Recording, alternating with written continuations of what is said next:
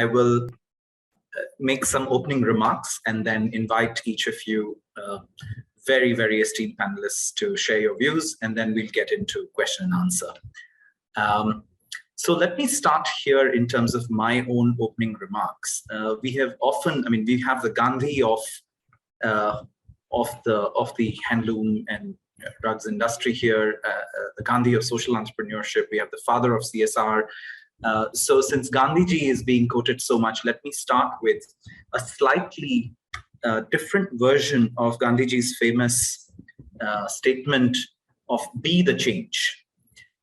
And for this, let me get back into evolutionary history. So apparently there were no bees on the planet a few million years ago. All we had was wasps. Now the wasps, the way that they fed their children were that they would go to a prey, inject it with poison, bring back the half-alive body to its children, and then the children would devour that. Okay. So that was the modus operandi. Then what started to happen was that some socially inclined wasps started to think there is probably a different way of doing this. And so what they started to do was that they started to go to flowers and discovered that these flowers have these, spores, which are very rich in amino acids. I don't have to kill, I don't have to give that upbringing to my children. And they started to go to these and become these transportation agents of spores between flowers. Now, the flowers very generously responded by making bigger and bigger and nicer and juicier spores. And the bees responded by developing even more sort of their own apparatus to start becoming helpful to the flowers' cause of expanding, of regenerating. And so here we are today in today's age where bees, I was surprised to know these numbers. A swarm of bees can visit 2 million flowers a day. And they have created such sophisticated communication networks amongst themselves to direct the traffic such that at that scale of 2 million flowers a day, for one swarm of bees, every bee, individual bee, visits only one species of flower in a day. They do not end up with spores of hibiscus into a rose. Now, why is all of this relevant for this CEO panel? As we speak of leadership, as we speak of profit, as we speak of purpose, I think Be the Change gives us an inspiration here.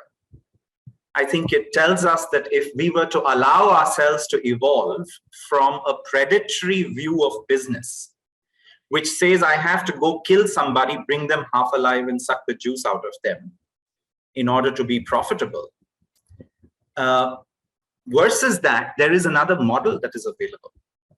And that model can allow, there are more bees now in the world than wasps. It can allow for creating a world that is a very, very different world.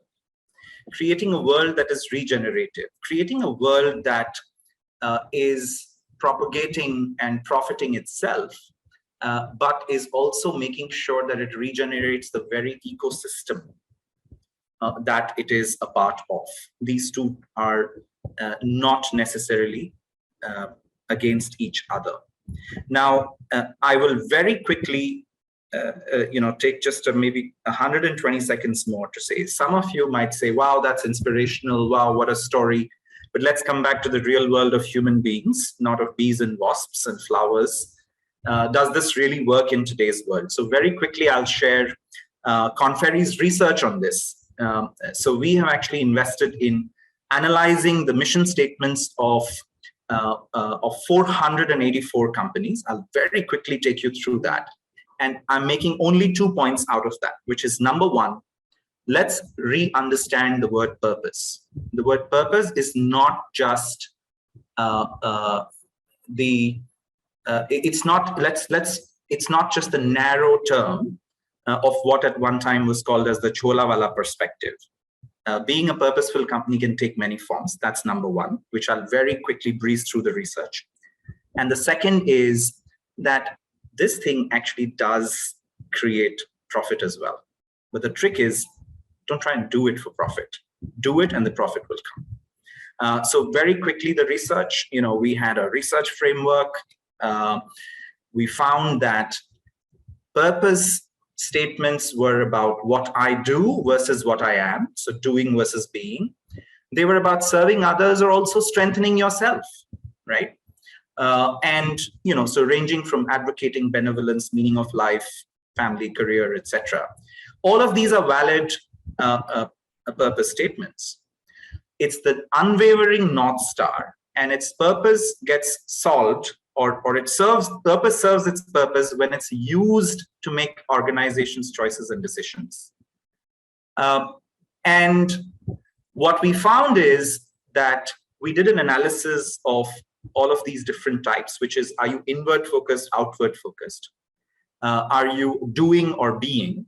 And we found that by industry sector, we were able to get an insight as to which industries are creating what kind of purpose statements, and then what kind of outcomes are they generating in actual growth and profitability terms. Now, of course, I will not walk through all of this, but just to say that this thing is not about just flowers and bees and nice stories.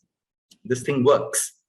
But as a consultant, I could say this works, but who better to hear from than the actual captains of the industry, captains of government, and the father of social enterprise to talk about the real stories of how this works.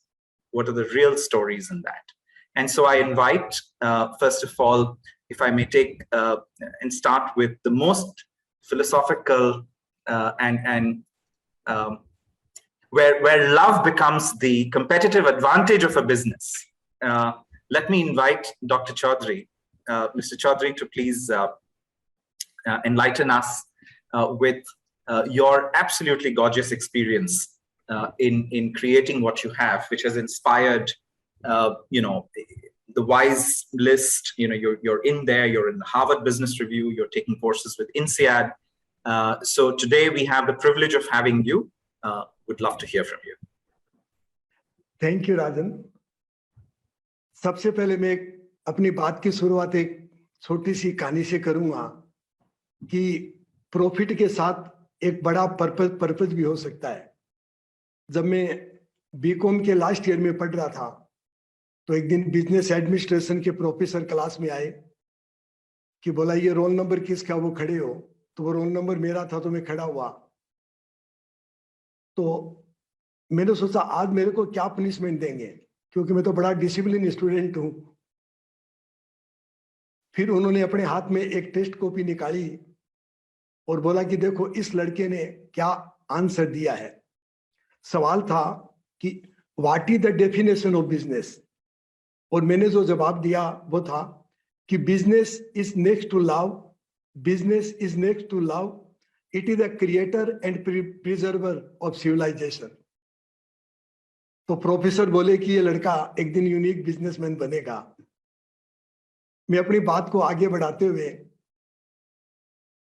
Ben and company ने एक research की थी, बहुत latest research है, कि out of 1 million founder driven companies, only 2 company crosses 100 million revenues. 10 lakh में से 2 ही कंपनियां इतनी बड़ी होती है, बाकी कंपनियां या तो बंद हो जाती है या छोटी रह जाती है।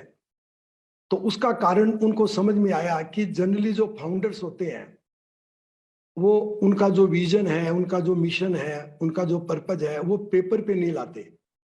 जब पेपर पे नहीं लाते, वो सेकंड जनरेशन को नहीं बताते कि मैंने इस बिजनेस को क्यों शुरू किया था, और फिर प्रोफेशनल्स को नहीं बताते। तो वो बिजनेस धीरे धीरे अनसस्टेनेबल हो जाता है। उन्होंने ये भी बताया कि अभी जो दुनिया में जो बड़ी कंपनियों का जो ट्रेंड चल रहा है, out of 3 big companies globally, 2 कंपनियां, उनमें इतनी ब्यूरोक्रेसी आ चुकी है and they have lost their insurgent mission. So these out of 3 big companies, 2 companies are the dying companies. वो कंपनियां या तो बंद हो जाएगी आने वाले 15 साल में और या किसी दूसरी कंपनी में चली जाएगी. बेन एंड कंपनी ने हमारी काफी हेल्प की हमारे पर्पस को डिफाइन करने में, और उससे हमें जो समझ में आया कि the deeper you go into your core, you are making harder and harder for your global competitors to copy you.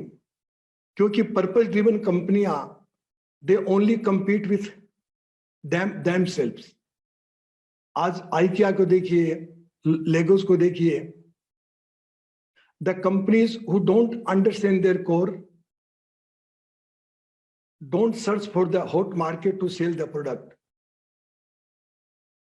जो कंपनी अपनी पर्पस से काम करती है, कोर पे काम करती है, वो कभी ये नहीं सोचती कि मैं अपने प्रोडक्ट को कहाँ ले जाके बेचूं, अफ्रीका में बेचूं, जापान में बेचूं या यूरोप में बेचूं, मेरा कौन सा हॉट मार्केट है. वो जहां भी अपने प्रोडक्ट को लेके जाती है, दैट मार्केट बिकेम हॉट. तो मेरा जो जीवन का अनुभव रहा वो मैं लास्ट में साथ यही बताना चाहूंगा कि if you don't understand who are you and why you exist and what is the purpose of my business and what is the core of my business, then there is no point of going further. Last mein purpose is pure consciousness.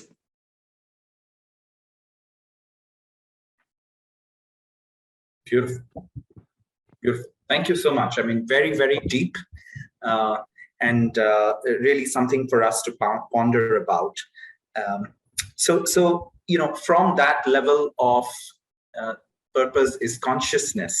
I invite Aftab because you know, one thing that's very difficult, Chaudhary, with after you speak, a smile automatically comes on your face, and Aftab is the right next person for it, because this is a company that has taken the business of smiling very seriously. Aftab. Thank you, Rajen. Very inspiring, Mr. Chaudhary. So very honored to be in this panel. So Brillio is a very unique company. It started just about 6 or 7 years back with the mission to help customers and their customers embrace digital technology and sort of just accelerate change, right? But the one thing that was absolutely unique about Brillio was the purpose was never profit. You know, the purpose was to make a very, very significant impact in the world with the help of digital technology. And therefore, unlike many other organizations that I myself have been part of, Brillio was created with this mission of having community impact and people impact and environmental impact as a core part of its purpose itself. So, you know, most companies, they'll turn profitable and then start some kind of a CSR program. Brillio started its CSR program before it had its first billable employee serving any customer, right? So, which was very unique. And the brand that we use is bringing smiles. And one of the reasons why it was so core to the purpose was because we realized very early on that digital can dehumanize a lot of the work that we do, right? Meaning with the rapid proliferation of artificial intelligence, which automation replacing human beings, that's core to what we do, right? We felt that our people, our customers and their customers needed some kind of a purpose that would complement that would make it more meaningful for them. And we started therefore with this mission of this idea of a whole brain company, you know, something just have the engineering excellence of the left brain, but also the human heart that would influence both what we do, how we do it, as well as who we do it for. And I'm super proud of the fact that our partnerships with companies like Microsoft really took advantage of this pandemic and accelerated that process. Because before that, we had, so we have more than half our company actually volunteer on all of our Bringing Smiles programs. We are now taking it global to the US. We started in India. We're also expanding in Romania and Mexico and Canada on that purpose. But when we started, the idea was to sort of help kids get better access to education, because we felt, particularly girls, because we felt that that was one area where we could contribute the most, both with the help of our tools, our technology, as well as the people we have. And what the pandemic did was just simply accelerated that. And the fact that 70% of the employees in Brillio are new to the company. They all got hired before, after the pandemic started. Now, how do you unite this force of people behind a common purpose beyond just serving the customers with all the excellent work that we do? And Bringing Smiles was the perfect platform for that. And Microsoft is a great partner in helping us with that. And we've extremely proud of the fact that more than 200 schools today benefit from both the tools, the technology, as well as the personal involvement that all of us have in doing so, right? Another angle, very quickly, I wanted to sort of put on the spotlight is that for us, this wasn't just about giving back to the society alone. This wasn't just about getting our people to come together on a purpose or a mission. It was also about partnering with our customers very differently. Our top 5 customers are also our CSR partners, which means that we go to the field together with them. And many of these are kind of Fortune 100 companies in the world. And it creates a level of stickiness. It creates a level of commitment in the partnership that goes beyond just the usual. You can imagine in the IT industry, it will be about projects, it will be about revenue, it will be about profits, right?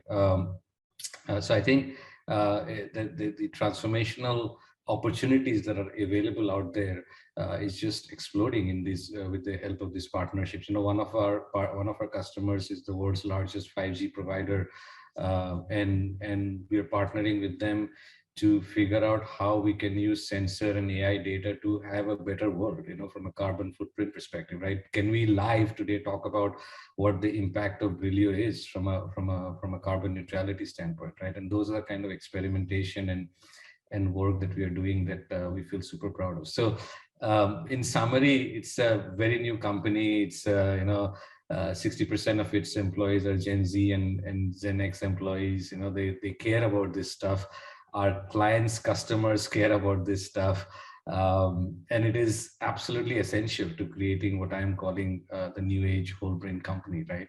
So super proud of being part of this. And thank you, Rajen, for giving us the opportunity to talk about it. Thank you, Aftab. One of the things that really most impressed me in our conversation that we were just having prior to starting off was that when you brought your entire top team together for a 2-3 day retreat, which was after just so much of separation after COVID. Do you want to just spend 20 seconds to tell us how? It's a company is built with rituals, right? A culture is built with rituals, right? And one of the rituals we follow very religiously is the fact that we don't start any large event without bringing in people from the community that we have impacted, right? So we started this 3-day process in Bangalore. The entire leadership team was there, and the first event we did was we had 30 kids and 10 teachers, and we spoke to them for an hour and a half and had lunch with them, and that was the start of the meeting, and it just sets the right tone because it reminds us of what's really important, what's the North Star, right? What's the purpose behind what we're trying to do, right? And as somebody pointed out earlier, right, it's just the profit comes from that, right? Meaning the profit is the outcome of the purpose, right? At the end of the day, we feel like we're building a great company, something that's going to last and go beyond all of us, I guess, in some hope, in some form or fashion. And and technology and customers and profit are all kind of tools for that purpose, not the other way around. Got it. Thank you so much, Aftab. Do we still have George? Yeah, I think he has some network issues. He's reconnecting. Okay, no worries. So then, Dr. Chatterjee, could I request you, we've gone from the heart to the smile, and now let's go to the brains that kind of conceived this entire new world for us back in 2013, and frankly, in the midst of a lot of opposition and criticism and so on. We would love to hear how you look back at the CSR journey, being the father of really the CSR law. Thank you, Rajan. Yes, at the time it was very controversial, and Chaudhary Sahab will recall those very difficult days when we were building the law and the kind of opposition that corporates had to the whole concept. And of course, some of their arguments at the time were quite relevant. We had to take them into consideration. And the standard vein was, we've been doing CSR for such a long time. Why does government need to get into it? CSR comes from the heart. Why do we need a law? If government really needs money, why don't they just put a tax of 2% and be done with it? And so on and so forth. But now, about 8 years after the legislation, what we see is how well corporate India has completely internalized the message that was being sent there. And they have, in fact, converted what at that time they thought to be adversity into such tremendous advantage. There is no CEO standing who does not begin a board meeting, not by talking about financials, but by saying how much they care for the community, how much they want to care for the planet, how responsible their business is. And if more or less it's taken as a given that if any CEO is actually talking about his company, he will almost always begin about how much good it does. And that is exactly the message that we wanted to send out, that the purpose, the actual real purpose of what you are doing, define it to yourself. Chaudhary Sahab very eloquently put it, and I really respect him so much. There is always something which is a larger purpose. And you may think, yes, the immediate purpose is to get wonderful quarterly results, translating into annual results, looking at your EBITDA and so on and so forth. End of the day, you are in a society. And any business would fail if in a failed society. So the purpose becomes very, very important. The second little thing I'd like to say in the initial remarks, at least before we go to prompting by Rajen on the Q&A, is that we need to go beyond the shores of India and try and globalize this message. I love that B reference that you put in there, because in a sense, it has to be planetary in its vision. It is a great mission on which India has embarked. And in many ways, we are exemplars for the planet. So, for example, in the Della group, which I have been involved with recently, we formed the Della Leaders Club, which brings in more than 110 eminent members across the planet who are there with the purpose in mind. And we have, international stars like René Schumpeter from Germany. We have Hilal Al-Salmi from Oman. We have Laila Chukurone and Samuel Edowu from the UK. And what we're doing is, apart from spreading that message of purpose, we're also saying, let's bring it within the organization. And part of the legislation that we had, and the legislation, as you know, Rajan, is basically a triad. Government plays what you might call the facilitating role, the regulatory role. Corporates play the funding role, the oversight role. But the actual implementation on the ground is done by civil society organizations, whose pulse really is at the heart of the communities.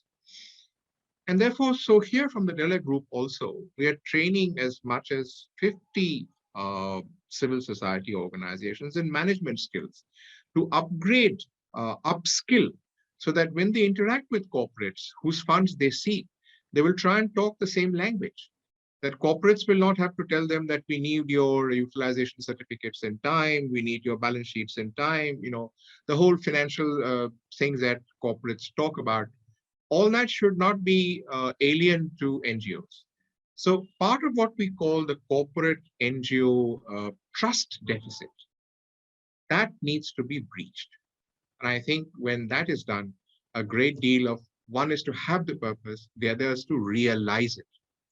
And in the partnership between corporates and the implementing agencies, as we call them, really lies at the heart of the actualization process.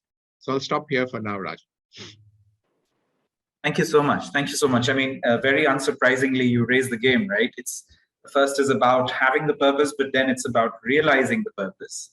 And the other piece that really did stand out for me was you cannot, by definition, have a successful business in a failed society. So it's really profound. And just one line that, or one real life instance that comes to me. So there was this client with whom it was a pension fund, and they said, look, what's our purpose? Okay, so our purpose is to provide retirement savings. And then as they really went deeper into it, they figured out the following statement.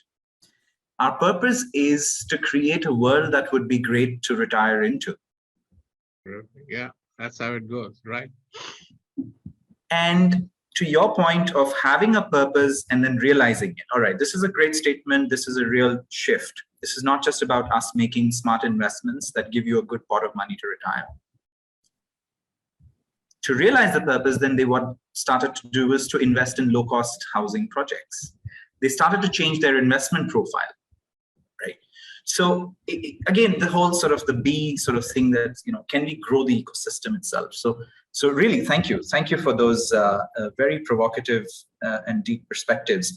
And once again, I now move to George. George, you can describe a little bit about your company, but you come from a company whose founder has often been described as the Azim Premji of Canada. How is the Azim Premji of Canada impacting lives in India and around the world? Yeah, thank you, Rajen. I apologize, I got interrupted a little bit with the connectivity issue, but I'm back. It's a real pleasure for me to be here as part of this event and to represent my company, CGI, which I suspect many of you may not be familiar with CGI. So let me just share a few words. CGI is as you said, a Canadian company headquartered in Montreal, and we are a leading global provider of end-to-end IT services to governments as well as businesses across multiple industries. And we have about 80,000 employees worldwide. We call them members, and around 17,000 members are in India across 5 cities. So the goal, of course, of this panel, as we've been talking about, is sharing perspectives on profit without a purpose. And CGI is a company founded, as you said, by a gentleman named Serge Godin 45 years ago in Montreal, with a purpose that is enshrined in what we call the CGI dream. And this was a dream that our founder established, and it's a statement of purpose. And it guides us in everything that we do and how we interact with all of our stakeholders. So, as well as, of course, the communities where we live and work. The CGI dream, I'll quote it in a second here, but it doesn't say anything about size or numbers or the services that we offer. It simply says that our dream is to create an environment in which we enjoy working together and as owners contribute to building a company that we can be proud of. And this dream is our North Star. It's what drives us to ensure that even as we deliver the highest quality of services to our clients, even as we provide opportunities for career growth and fulfillment to our members, and 95% of our members in India are shareholders, owners of CGI. And even as we consistently generate superior returns for our shareholders, we're equally focused on making a difference in the communities where we live and work.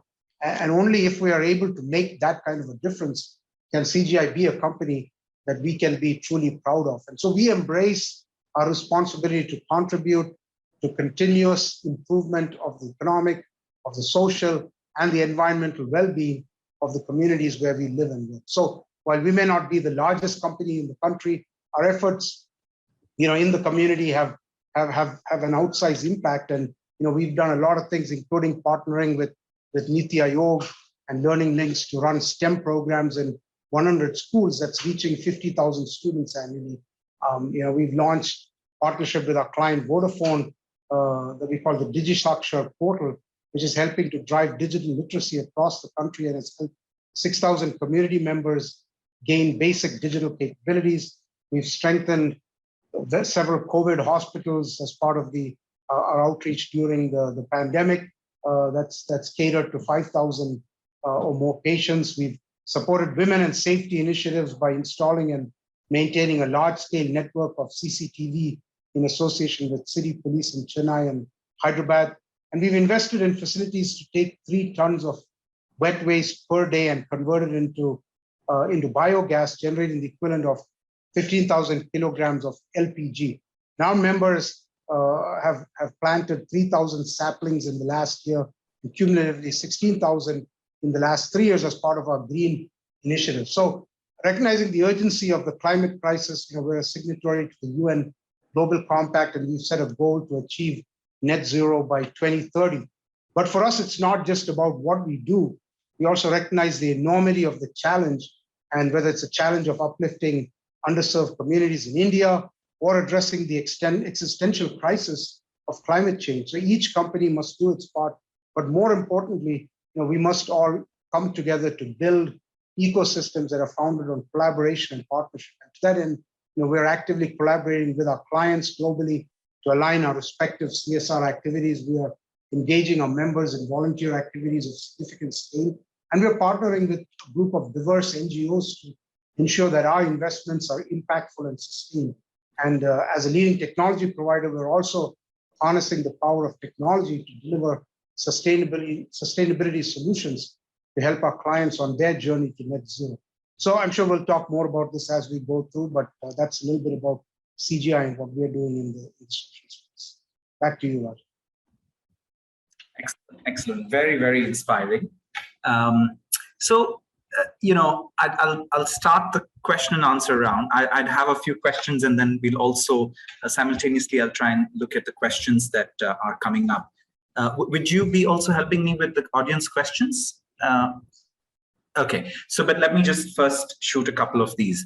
What struck me from your sharing, George, is this whole notion of an entire company that is fundamentally trying to maximize or is built on a dream, which is not about shareholder value, which is not about total return to stock market, going back to my McKinsey days, and so on. It's actually trying to optimize or maximize a very different metric, a metric of pride. I mean, this is just so fundamentally different that what is it that would make us proud? And now let's work towards that, right? And you have this very innovative model of almost 86% of your employees actually being shareholders. Yep, 86 across the world and 95. 95 in India. Okay, we like this panel. India is doing really well on this. Dr. Chatterjee, you got India onto the map much before anybody else could think about a legal framework for this. And George, even within the CGI world, you've got India ahead. So this is great. And let me go to Chaudhary ji. Chaudhary ji, all of this greatness, you have been a long proponent of saying it comes from somewhere deep within. In fact, you've given a very interesting name to your HR department as well. Can you speak about that inner journey that you are helping your employees to take? Because one thing is for a founder to have this vision, but Dr. Chatterjee, as you said, it's also about realizing it, which takes so many, management team members, generations of them really, and all the way up to the front line. So Chaudhary ji, आप कैसे ये ensure करते हैं कि जो आपके मन में सपना था, वो सपना चलता रहे? ये कैसे आप इंश्योर करते हैं? बिल्कुल जी। देखिए, करीब 4-5 साल पहले एक दिन मैं ऑफिस में बैठा था, तो मुझे इंट्यूशन आया कि इतने सारे लोग एम्प्लॉय करते हैं, लेकिन मोस्टली रॉन्ग सिलेक्शन हो जाता है। ऐसे लोग जो जयपुर के विजन मिशन से अलाइंड हो, ऐसे लोग मिलते नहीं। तो मैंने अपने एचआर के लोगों को बुलाया और उनको बोला कि आज से एचआर डिपार्टमेंट का नाम चेंज कर दो। तो नया नाम दिया हमने, सर्च फॉर डिवाइन सोल। और मैंने उनको बताया कि आज से आपको उनके उनका जो एक्सपीरियंस, उनके कपड़े, उनके एजुकेशन, उसका इंटरव्यू नहीं लेना है। आपको आज से ऐसे लोग खोजने हैं, they are on the journey of the purpose and meaning in their life. अगर 18 साल की उम्र है, 20 साल की उम्र, तो इसका ये मतलब नहीं है कि वो is not searching the purpose. ऐसी आत्मा उसके अंदर है कि वो पर्पस खोज रही होगी।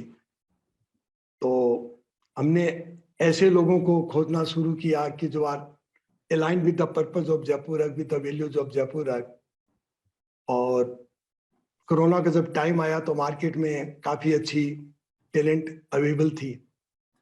तो पिछले 1.5 साल में मैंने अपनी इनर जर्नी करके अपने पे बहुत काम किया और वो क्षमता बनाई कि मैं ईमेल से इनके बातचीत करके कैसे ऐसे लोगों को मैं परख सकता हूँ।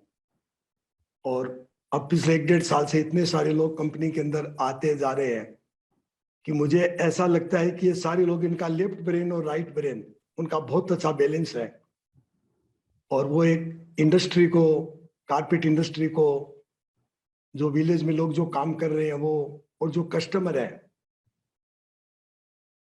उनको एक नई दिशा देंगे और एक नई दुनिया वो लोग क्रिएट कर पाएंगे।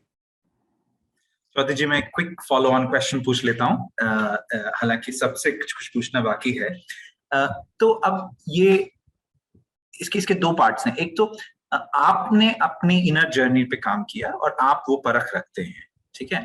तो मेरे 2 सवाल ये हैं कि लेकिन सारी रिक्रूटमेंट तो आप नहीं कर सकते, हाँ। तो आपने ये क्षमता दूसरों में पैदा करने के लिए क्या किया है? और दूसरी बात, जब मान लीजिए मैं हूं और मैंने जयपुर रक ज्वाइन भी कर लिया, तो अब मैं उस रंग में ढल जाऊं और मैं आकर के इस माहौल को कहीं और ना ले जाऊं, इन दोनों चीजों के लिए आप क्या करते हैं? देखिए कि मतलब वो डिवाइन सोल मिले, उसके लिए हमने काफी रिक्रूटमेंट के पुराने लोगों को लिया, लेकिन मैं लास्ट तक उनको समझा नहीं पाया कि वो कैसे ऐसे लोगों को खोजेंगे। जब भी वो खोजते थे वो फिर मतलब जो जयपुर से अलाइन नहीं थे ऐसे लोगों को खोजते थे। फिर जो फ्रेशर लोगों को लिया मैंने, उन्हीं लोगों में से कुछ लोग चुने और ऐसे 3-4 लोगों की टीम बनाई। तो जब मैं इंटरव्यू लेता था तो उनको साथ रखता था और अब वो 80-90% काम वो लोग करके और फिर वो सीवी मेरे पास लेके आते हैं। और अब मुझे लगता है कि वो टीम दिन पर दिन और बिगर होती जाएगी, क्योंकि पहले 1-2 साल बड़ी प्रॉब्लम आती है। और दूसरा, जो लोग आए हैं उनका सही सिलेक्शन हुआ है, एक तो उसको परखना, दूसरा फिर उनको जो जयपुर के कल्चर में उनको इंटीग्रेट करना, ये भी काफी डिफिकल्ट काम है। तो उसके लिए सबसे पहले हम लोग उनको एक सेंसिंग जर्नी करवाते हैं। हमारे जितने भी जो नए लोग आते हैं उनको हम 2 दिन के लिए विलेज भेजते हैं और वो वीवरों के साथ टाइम स्पेंड करते हैं, वीवरों के साथ काम करते हैं और एकदम उनको बोलते हैं आप एकदम खाली होके जाइए, दिमाग को यहीं जयपुर में रख के जाइए, आप सेट अप योर माइंड, केवल हार्ट वहां पर लेके जाइए, उनको सुनिए और उनके साथ समय गुजारिए। तो इस तरह की काफी इनिशिएटिव हम लोग शुरू कर रहे हैं। दूसरी इनिशिएटिव है, मैंने एक स्टोरी टेलिंग डिपार्टमेंट बनाया कि ऐसे जो हीरोज हैं हम इनको फ्यूचर हीरोज बोलते हैं, जयपुर के नहीं बल्कि वो कारपेट इंडस्ट्री के फ्यूचर हीरोज होंगे। तो मैं अपने में जो परिवर्तन लेके आ रहा हूं उस तरह का परिवर्तन उन लोगों में आया और उन्होंने ऐसा कुछ अचीवमेंट करके दिखाया, तो उनकी स्टोरी टेलिंग करना, तो उस तरह से हम लोग नया कल्चर बना रहे हैं। बहुत बढ़िया, thank you Chaudhary ji. Since we have 2 members on the panel who are from the technology industry, it does make sense to ask the question, how can technology solve for the problems that we are faced with? And secondly, in terms of integrating it with your own business objectives, how has doing good, doing well worked for one of the biggest change agents of the world, which is technology? Aftab, George. So, if you're okay, George, I'll go first. I mean, Yeah, go ahead. For us, there's basically 3 vectors that we focus on. I mean, the problem with technology is, Rajen, you know very well, is that there's a plethora of it right now. There's too many of it right now, right? So I think there's just 3 that we focus on. The first and the most important for us is mobility, right? Just making sure that information that you need, tools, communication that you need is sort of available, easy to use, intuitive. You don't have to teach people how to actually do a class. You don't have to teach people how to sort of get some information about your banks and stuff like that, right? So just there's a lot of focus on mobility. The second big vector for us is AI, and the big use cases for us is around NLP. You know, we used to do a lot, we still do a lot of sort of text conversion for blind students, right? So to audio, you know, how do we sort of automate all of that with NLP? How do we use AI and sensor related data to sort of have a more efficient live information and feedback loop around, say, for example, carbon emissions, right? So, as AI is the second sort of big vector for us. And the third one that we've just started to experiment with is just leveraging data more broadly to understand what it could do for society as well as for our customers, right? It's very interesting that these trends also happen to be the trends that we are working on from a live revenue generating project perspective, and therefore we have significant partnerships in that space, in these spaces, right? And those companies also have a purposeful mission to impact the world. What they lack is the access to the the hearts, minds, hands, feet of people who will actually take that message and do something with it. And that's why I was giving you the Microsoft example, right? I mean, education sector is a big focus for that firm, rightly so, especially post-pandemic, right? We had all the knowledge and the manpower to be able to do that. We had access to the schools and the NGO networks to bring that technology to bear, right? And we had the ability to customize it and make it super intuitive and regionalized from a language perspective, right? So, so just using these key vectors and encouraging our teams to be part of that. Like, every IT company has centers of excellence. We have our own centers of excellence, right? Our centers of excellence have a mission beyond the normal mission of revenue and capability build out. It's also the mission of how do you take your specific technology and bring it to bear as far as impact to the society and partners are concerned, right? So, you were asking this question to Chaudhary about how do you democratize the mission of the founder at all levels, right? And it was a very good question. I was listening very intently to everything that you were saying. But I think for us, just extrapolating and adding to what you said, right? We measure all of our people on what we call the 3 Ps, the pride of purpose, the pride of progress, and the pride of potential, So if you're a manager in Brillio, or if you're a leader in Brillio, you have to be able to articulate what that means for you personally. And as you can see from the choice of those words, right, you automatically then tempt people to go beyond their P&L impact. You go beyond the customer impact, right? When you talk about pride of potential, or when you talk about pride of progress, and you're the AI ML Center of Excellence leader at Brillio, right? You have to articulate something in there that relates broader than beyond what you're doing for your people and your customers. And that democratizes it, right? That pushes it down 3-4 levels into the organization, So, yeah. Thank you. Thank you. So there's also integrating it with the performance management. Right. George, how about your experience? Yeah, so, as you said, technology is an important enabler. It helps us to achieve a lot of good. So for us, we, being a tech company, we made it a part of our business agenda to push tech for social good. And that includes through the development of our own intellectual property, our products. So just to cite a few examples, we have products, for example, for measuring and predicting algal bloom, which is a big problem in the area of water. We've got products that leverage space data to promote the identification of seagrass in the UK. We've implemented this in the UK for carbon reduction.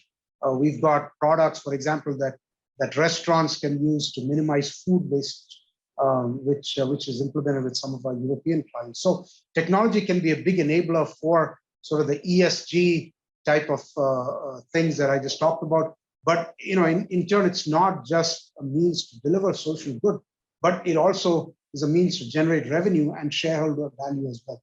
I'll just give you maybe one other quick example in the in the net zero space. We're working with an energy client in Europe to develop solutions to reduce the environmental impact of energy production. In the first phase of the project, CO2 emissions from a bio power plant were reduced by more than 3,000 tons per year by using data analytics and artificial intelligence. So, to be clear, this has not been achieved by any physical changes like new filters or boilers or changes to mechanical equipment, but simply leveraging AI and analytics with data to enable more efficient bioenergy production. And this client is on track to give up fossil fuels on a fast schedule by 2026. So, that's the kind of thing you can enable with technology. And I believe data, there's massive amounts of data that's being captured by devices everywhere. I think the power of technology to process the data and AI to make sense of it, to drive, decisions and drive different approaches, I think is a key, especially to dealing with the climate challenge. Beautiful, George. I mean, that's just so inspiring. I'm imagining myself as a millennial in the audience right now. We use the word keyboard warrior in a slightly more derogatory sense. But what I'm hearing is, here are a bunch of people behind a keyboard that just took away 3,000 tons of carbon from the atmosphere, just behind the keyboards. So all the data enthusiasts there, you can make a difference.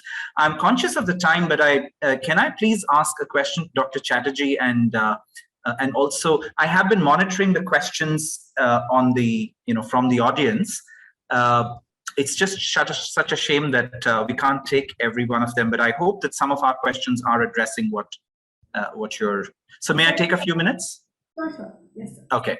So Dr. Chatterjee, I mean, you're seeing all of this there's a term in Hindi called Brahma Sukh, the unique pleasure that only Lord Brahma can have, because he's the creator of the creation, right? But in some senses, you for the CSR world, you're a little Lord Brahma yourselves. How do you feel about this? I mean, or another analogy would be, this is now 7 years down. If you are the father of CSR, now the boy or girl, whatever you want to call it, has grown up to sort of close to teenage. What excites you about looking at this teenager, and where does it feel like, damn it, this is not how I meant it? Sorry, you're on mute. Okay, you see that smile resembling something like a Cheshire cat. You can see the kind of contentment which comes to someone who created the field and now sits back and see how beautifully it's grown, how promising it has been, and also in some ways how rapidly it is changing. The initial mindset with everything in CSR or with corporate as they went along was, let's start with doing less harm. Right. Then the conversation went to, let us make this the tagline, do no harm. Yes. And then the transition from there to, let's do good. It's the whole dialogue has now become so positive that people out there are beginning to understand that it is not enough to have just a negative thought about not doing any harm. You have to go beyond that, and you have to say, actually doing good. Let me give you this example. When I see Chaudhary Sahab and I look at the whole Jaipur rug thing, and I contrast it with Bhadoi, and you see how much internationally the whole perception is different. You talk of Jaipur rugs, and you talk of Bhadoi, and you talk of child labor and all the stuff that was happening there. And it's taken Nobel Prize laureates, to try and change or transform the whole Bhadoi scene.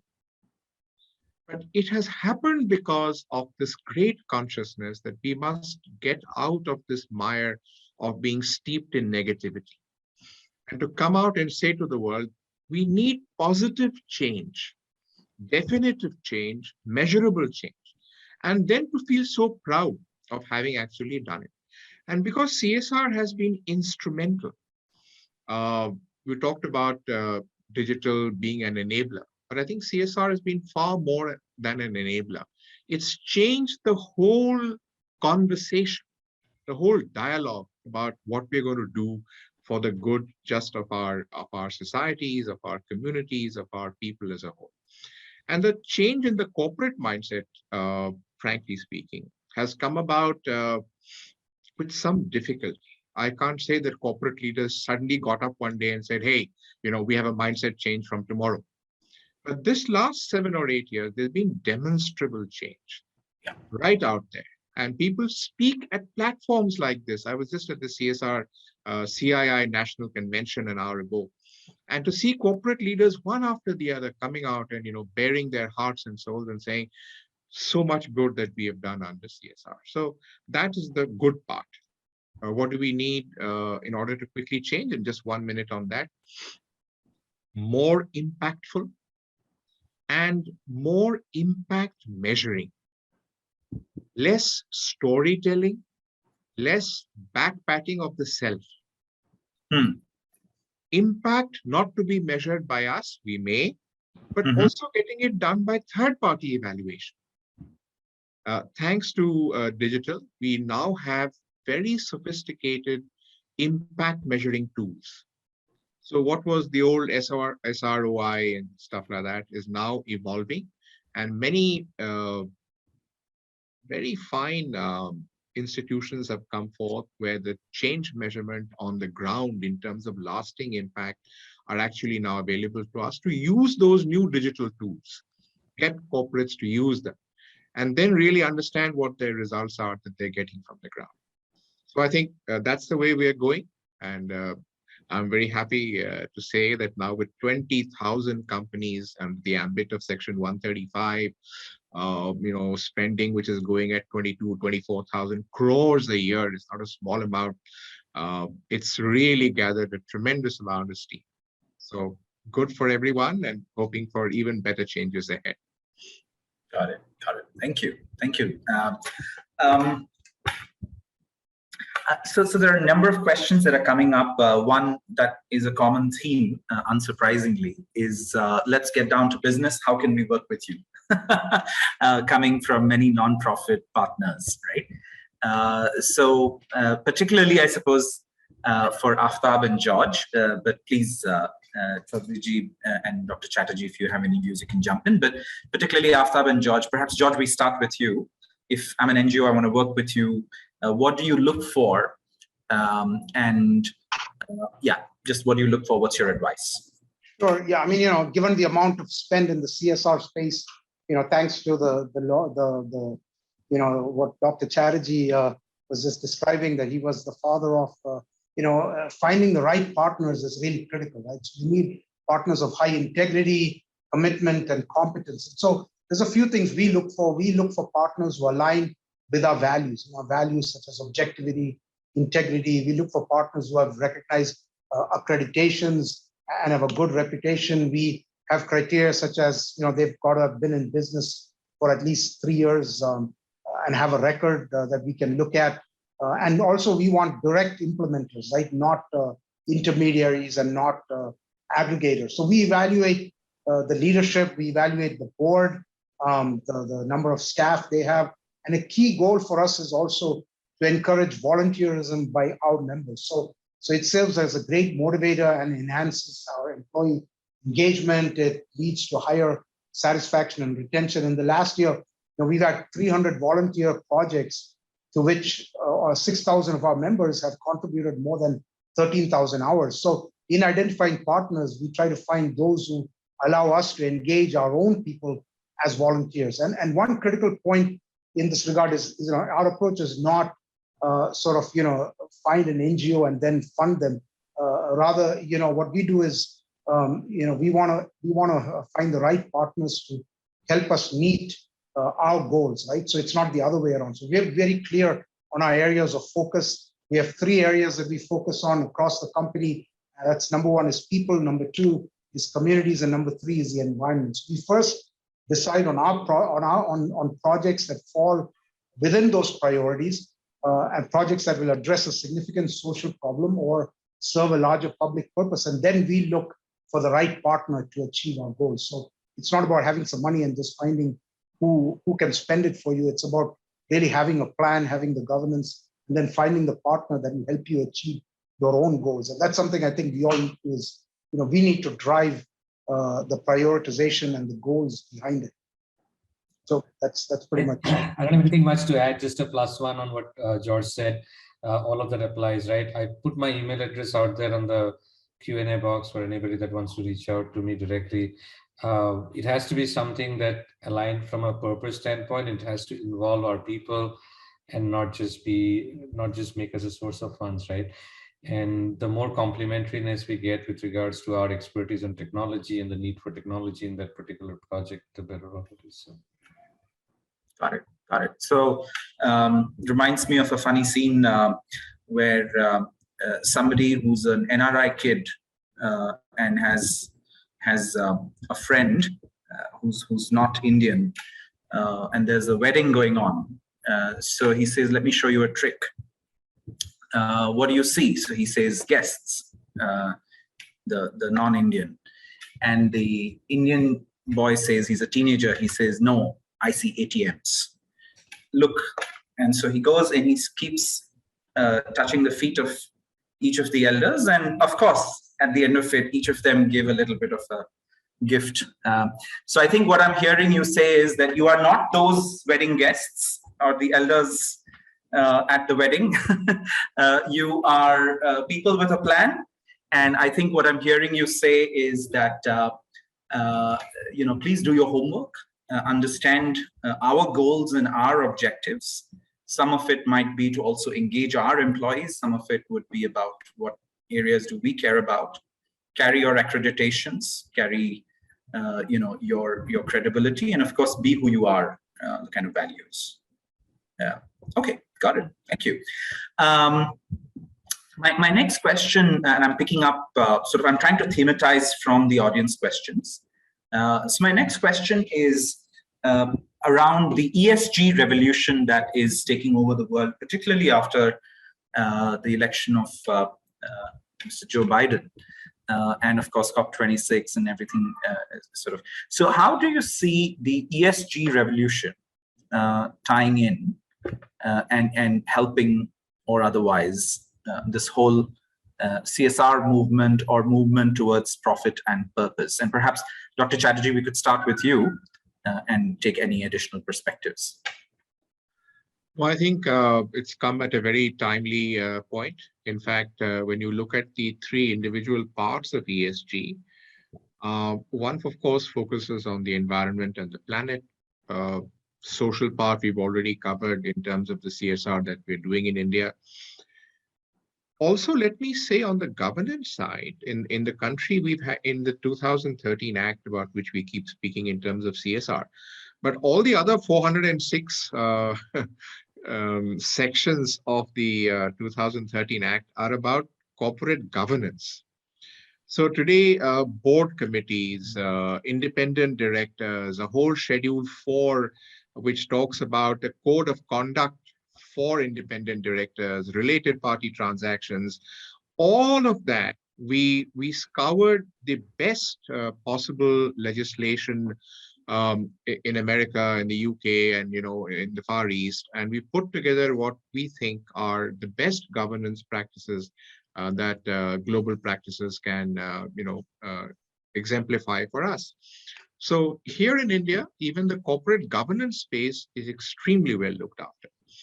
In terms of what we're doing on the environment and the planetary side, as you rightly said, COP26, starting with COP21 in Paris, you've seen how much India has stepped into that space.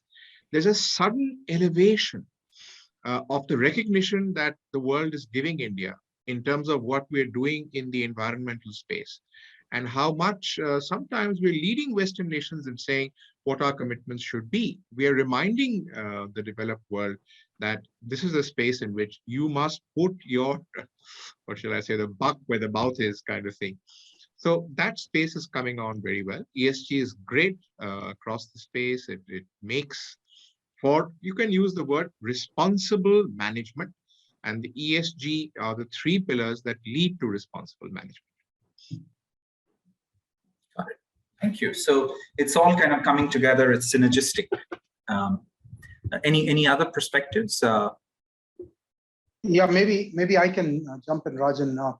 So our experience is that ESG is not a drag on the business. Rather, it enhances the business agenda, right? It builds stronger partnership with our clients. It actually helps us attract new members, new employees, and retain existing ones. And ultimately, it leads to better returns to shareholders. So it gives, in terms of our clients, what we find is that it gives us a common basis by which we can connect with them in our communities together. So we do a survey of our clients to gauge their satisfaction multiple times a year. And a couple of years ago, we added a question where we asked our clients, how are we, CGI, doing, not just on the business side of delivering what we want us, quality and all those things, but how are we doing, in terms of how you see us engaging in the communities that we live in. And so they give us a rating, and we're measured by that, right? In fact, we've partnered with several clients to run STEM camps and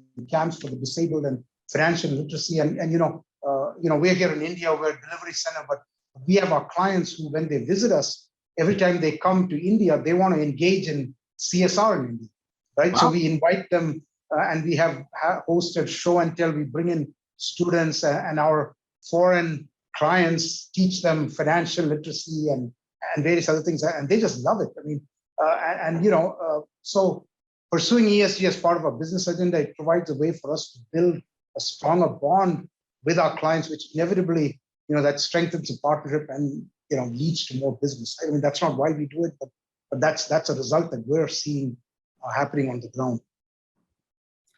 This is quite striking, George. I think sort of not just going and speaking at Davos about all of this, but actually incorporating this as a part of your process with customers, clients. And I think, I'm just imagining myself being your client. If you ask me that question, as I answer that question of how are you doing on ESG, it's probably also going to prompt me to think about how am I doing on community, and perhaps prompts the question of what can we do together. So that's striking. Thank you. Very tangible. Thank you.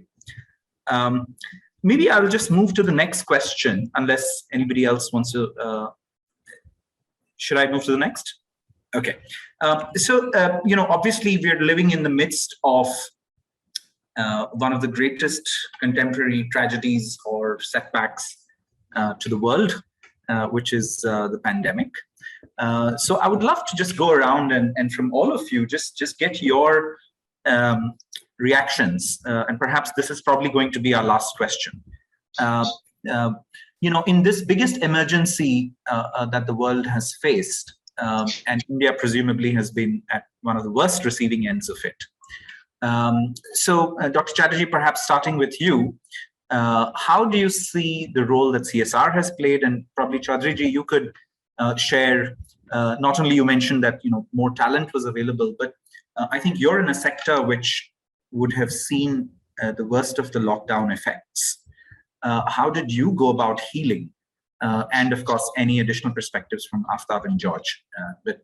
And you can make any closing remarks you like also, because in 3 minutes we will be kicked out.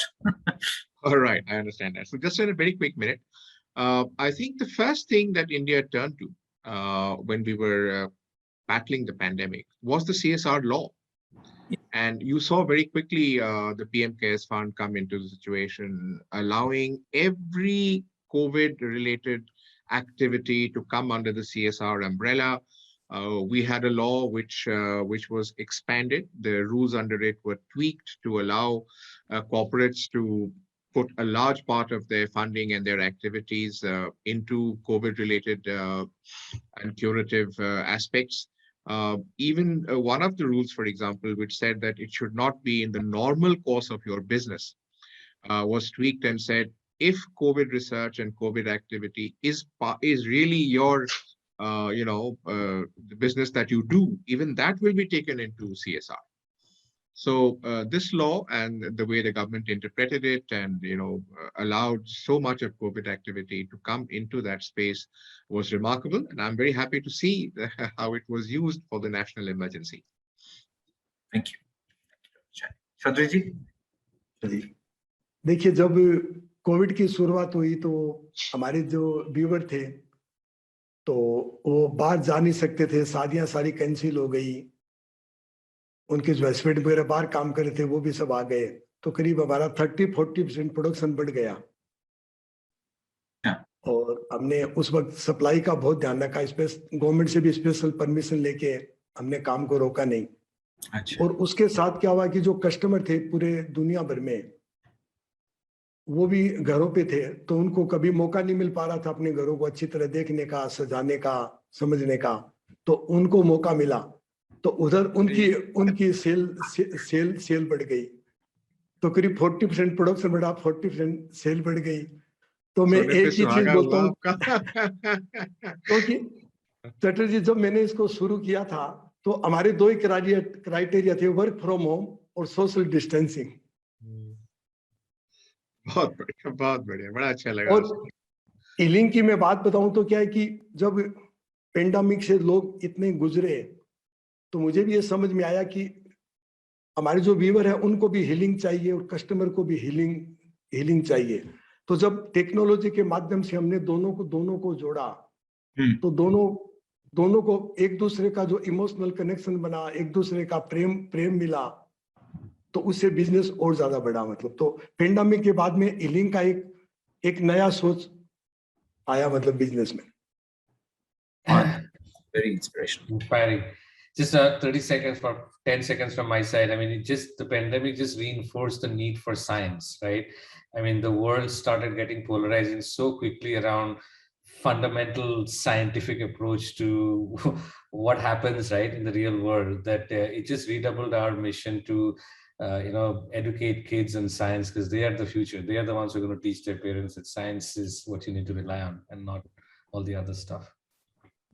Yes, Thank you. And Rajan, those are all excellent comments. And I'll just add to that, for me, it really brought out the humanity of people, and the way that everybody came together. My CEO would call me up and we were going through that second wave and said, tell me anything you need, to support our people there, right? And our members all across the world, raised money. We partnered with Give India, and within like days, less than a week, we raised hundreds of thousands of dollars that we could put to good use here to build up hospitals and oxygen plants and all those kind of things. So I think the humanity and the fact of what's really important in life really, that to me, that's a positive side of what I've seen through this pandemic. Beautiful. Look, I think it's time for us to, as amazing as it would be to just continue this for maybe even an hour more, but I think it's time for us to vacate the stage. I will just close out by saying this, that live in the moment, being with you has, at least for me, filled my heart with love by, just being in your presence. Chaudhary ji, Aftab, you've certainly succeeded in putting a smile on many of our faces. And I think there is a comment that's going around, which is about the representation of diversity on this panel. So maybe I should just quickly say this, that there were actually 2 CEOs that are female that had been invited, but I would ask you to take the glasses off and look at diversity in many different ways. Look at this panel, look at humanity coming together. There are different religious denominations in here, all united by how can business, purpose, and profit come together. Let's look at it with that lens. And we are in one of the best countries in the world on that parameter. May we preserve that. May we keep our purpose of the Republic intact. And with those words, I hand it back to the organizers. And with a huge thank you to each one of you. Thank you.